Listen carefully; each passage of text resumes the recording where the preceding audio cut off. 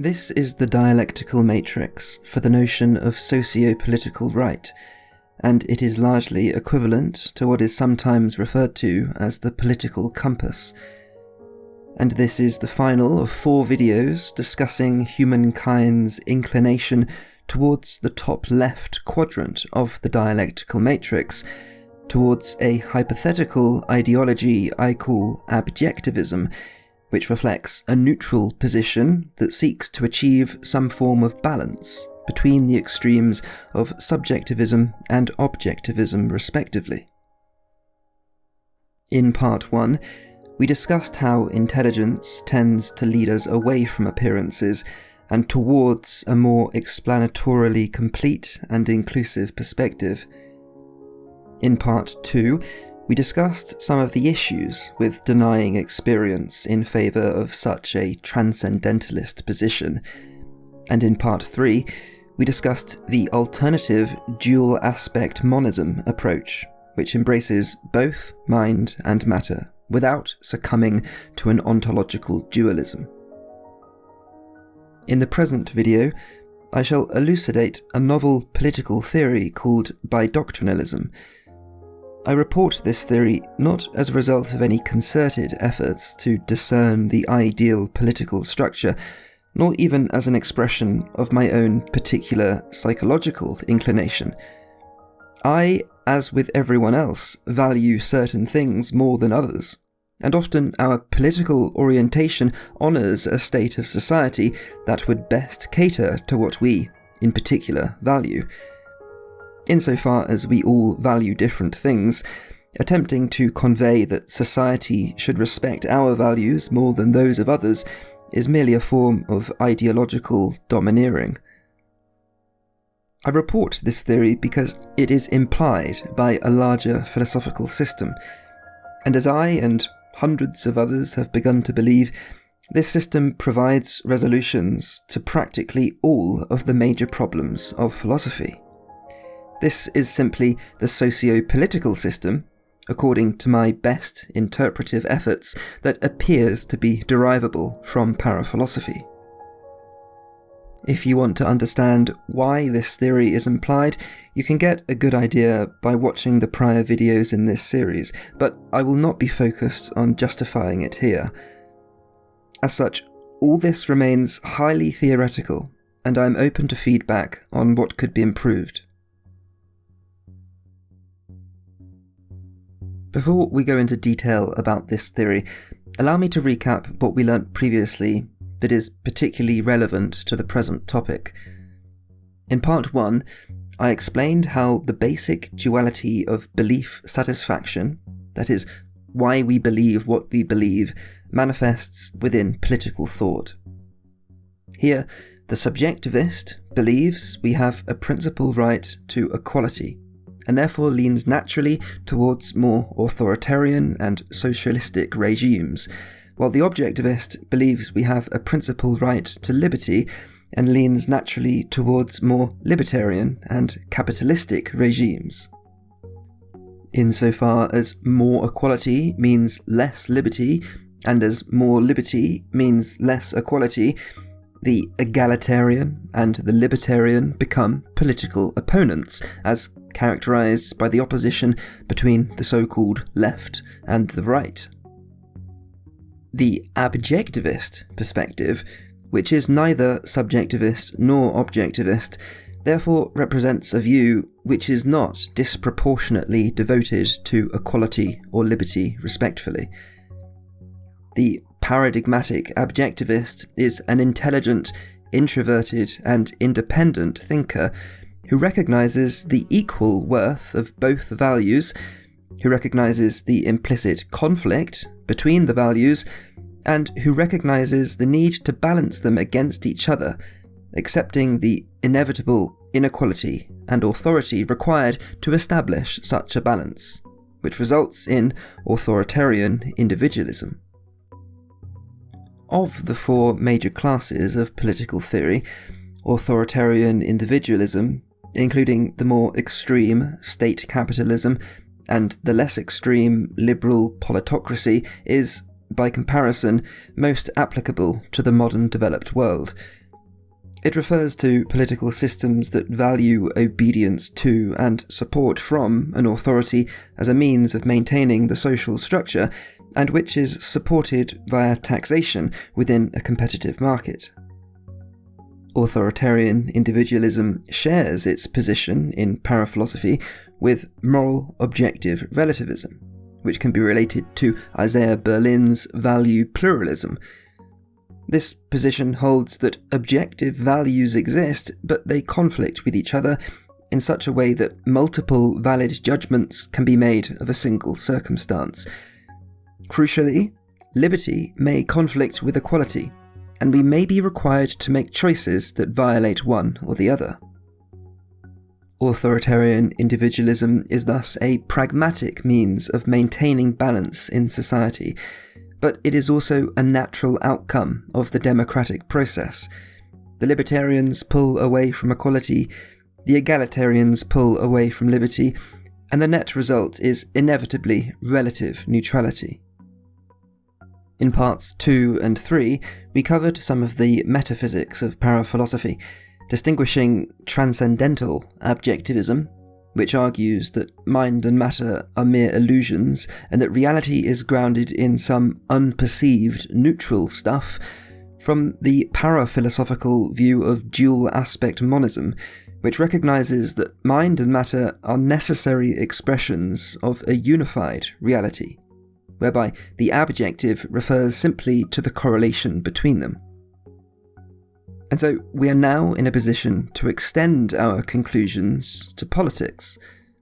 Moderatism, expressed in this case by state capitalism, is an attempt to establish neutrality in the absence of duality. It is a rejection of the reality we experience in favour of a transcendent middle ground.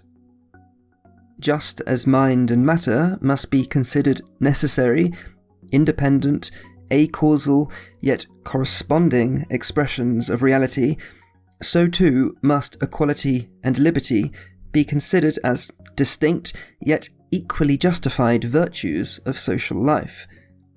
Attempting to rule this duality with a single system is tantamount to the reductionistic effort to reduce the subject and object together, which can only be met with compromise, and ultimately the failure of that society.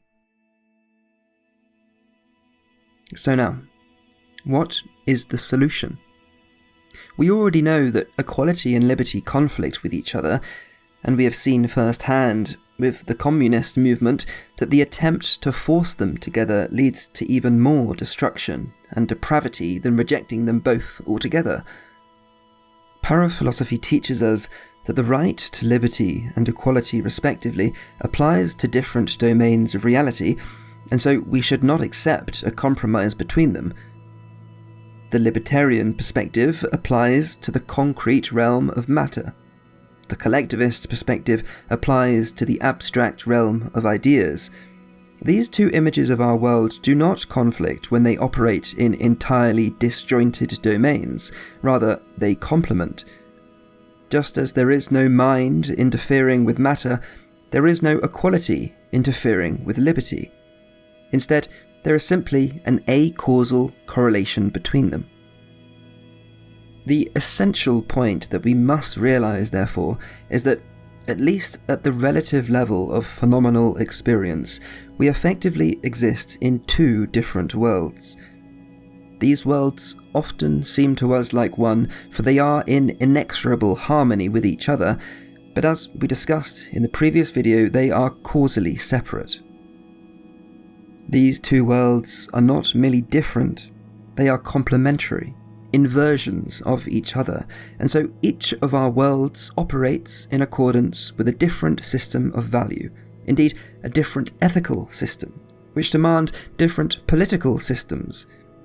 And because we are no longer bound by the monistic and moderatist inclination towards compromise and balance, these two systems may be taken to their extremes: anarcho-capitalism for the material, state socialism for the ideal. The interests and purview of each aspect of society would then be defined by the dialectical matrix in terms of the corresponding notion of value. Material goods, like new cars and foreign holidays, are luxuries that have value relative to the subject and are satisfied through libertarian individualism. Ideal goods, on the other hand, like wealth and well-being, are necessities whose value is objective and absolute, and which are satisfied through authoritarian collectivism. I have tended to refer to this pair as the facetious and serious domains, respectively. Everyone exists in both systems, and indeed both worlds, but the facetious, objectivist domain is private and unique to each individual, while the serious, subjectivist domain is public and shared between everyone. This model, which I have aptly named Bidoctrinalism, is a means of maintaining harmony with the state of our social evolution, and is therefore something that should gradually manifest in the world before dissolving again sometime in the future. Just as the distinction between mind and matter is an evolutionary tool for developing self-reflection, Bidoctrinalism is an evolutionary tool for developing self-governance and self-ownership.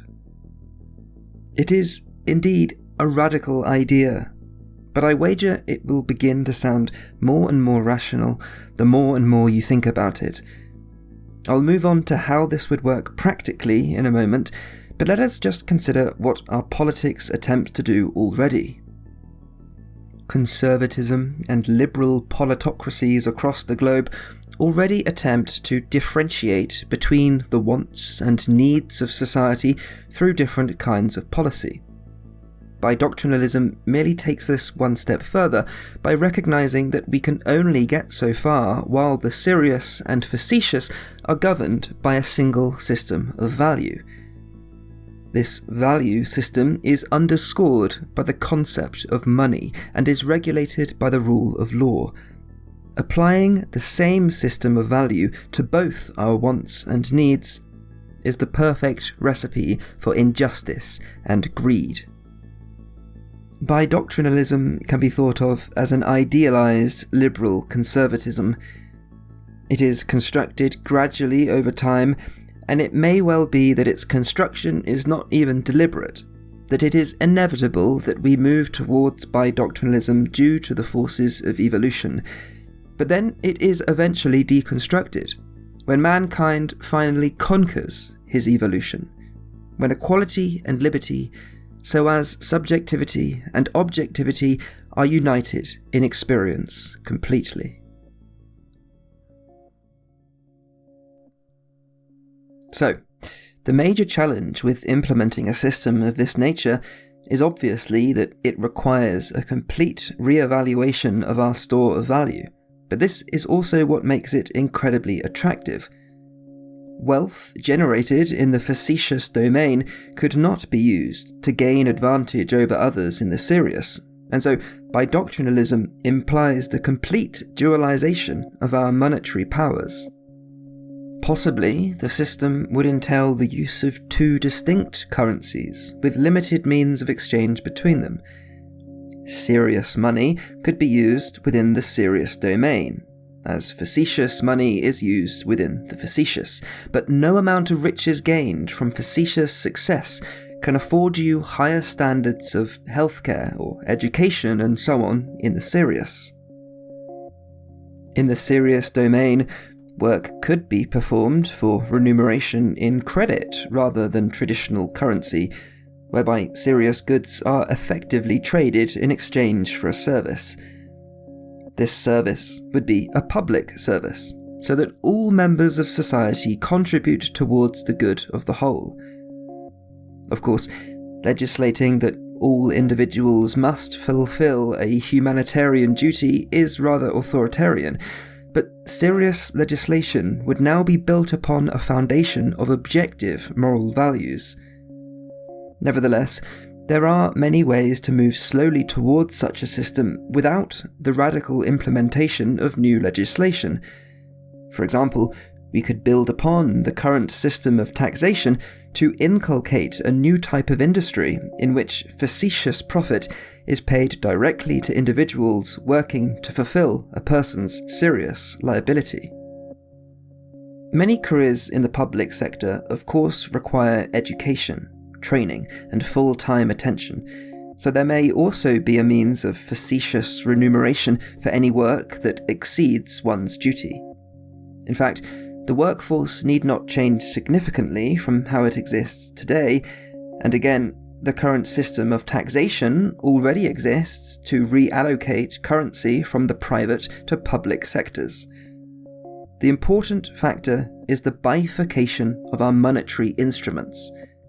Bidoctrinalism could even provide a role for the use of cryptocurrency that does not offend the financial industry, as it seems, understandably, to be doing today. The result of a dualization of capital would be that the serious could remain as a solid store of wealth, where there is no inflation, no profit, and total public expenditure. The value that we currently place on money, which is the cause of so many of our issues, would be completely dismantled. For our comfort and our safety would no longer depend on it, and in regard to serious goods, there would be no such thing as the rich and the poor. On the other hand, the facetious domain would be unrestrained by policy, allowing for the total realization of liberty within it.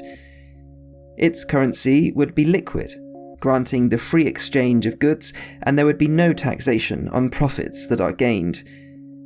There would also be no centralized law in the facetious, for it is not the domain of objective morality. Instead, the system would be self-regulated in an open competitive market and in accordance with the principles of anarcho-capitalism. There may be incentives, but there are no punishments for facetious misdeeds, and the only limitation is that the facetious does not overstep its bounds and impact on the serious. Whether one wishes to participate in the facetious domain at all is a matter of individual choice, and abstaining shall have no influence on one's basic standard of living. If we choose to partake in the game, then success can bring wealth and fame, but we need not fear for our livelihood if we should fail, nor shall riches and renown be the only markers of success. Success in the facetious domain can never place one person above another, for when we all go back home, we shall, so to speak, lie in precisely the same beds. Facetiously, we are free to be unequal, but seriously, we are bound to equality. Power is given a new meaning under Bidoctrinalism, but this does not make it any less rewarding. On the contrary, facetious success can only be a greater pleasure, for it is clear from the start that riches and happiness are not the same thing, so that we shall never expect that they should be in alignment.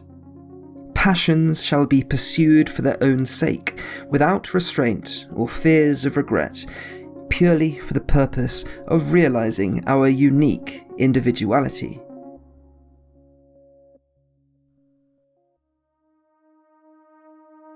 So, to summarize, Bidoctrinalism is an alternative to the forced compromise between liberty and equality that is necessitated by any moderate doctrine. Just as eliminative materialism and idealism are true of the objective and subjective worlds, pure liberty and pure equality are justified for each domain of civil life. The conflict between cooperation and competition, between charity and profit, will always give rise to disparity if they are permitted to interact. Grace and greed pull the rope of society in opposing directions, and this creates profound tension within the system. Paraphilosophy teaches us that the only way to relieve this tension is to entirely sever the rope into two. The only way, one day far in the future, to arrive at a utopian, libertarian, collectivist society capable of uniting liberty and equality in a single doctrine, as if everybody was an ideal moral agent. And until a lot changes in our world, this remains an impossible task. To boot, paraphilosophy dictates that liberty and equality will only be united in the same system when the objective and the subjective are united in our perception, representing the complete actualization of self-consciousness within the superjective.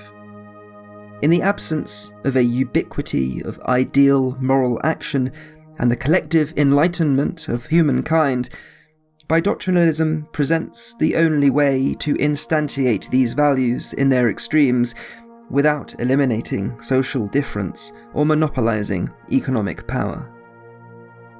I must reiterate, however, that I do not present this thesis on economic or sociological grounds, nor am I qualified to attempt to do so. There will be many problems to be found in the idea. Some I see already, and some I surely don't. But there will also be solutions to these problems, solutions that work, and solutions that don't. I ask that you do not take the incompleteness or implausibility of the idea as a reason to reject it outright, for it may one day become clear that it is precisely the kind of radical system we may need. Indeed, it is precisely the kind of radical system that paraphilosophy demands we do need. Paraphilosophy presents the dialectical matrix as a representation of the structure of the process through which self-consciousness travels in the generation and realization of itself. The process begins in abjective unconsciousness, at the dawning of our biological evolution. It then develops into the duality of subject and object, where we recognize the world as separate from ourselves, and it ends in the superjective non-duality of self-consciousness, where we recognize our oneness with the all. And so it is in all domains of inquiry. The subjectivist and objectivist perspectives on any notion eventually unite in the superjective. The way I see the development of all life can be boiled down to this. Evolution is a two-player game. That includes the development of reality, but it also includes the development of society. We have the lofty ideal of developing from a state of dependence and disparity to one of liberty and equality, from authoritarian individualism to libertarian collectivism, but there is no single path between them. It's like the dialectical matrix contains a hidden dimension, a pyramid rather than a two-dimensional square, and we cannot traverse the mountain between the opposites. The path to our left leads to liberty, and the path to our right leads to equality. Even if we reach a state where one of these values finds its extreme, we could never get beyond it to a reconciliation with its opposite, because evolution is a two-player game. There is a gate barring inequality from equality, and there is a gate barring authority from liberty. The key to the former is found at the latter, and the key to the latter found at the former. We could think of these keys as pressure plates that only unlock the gates while we are present upon them, and only when both keys are activated at precisely the same time shall both gates open, and there is simply no way to pass a gate on one's own. Those with which we compete, we must cooperate, so that they shall no longer be our enemies, but our allies, different and opposite to ourselves all the same, but nevertheless working towards the same goal, which is the sovereignty that is our birthright. There is no physical evolution that is not also mental, and there is no perfection of the capital that is not also a perfection of the social. Everything is already in harmony, and there is only the fight against it.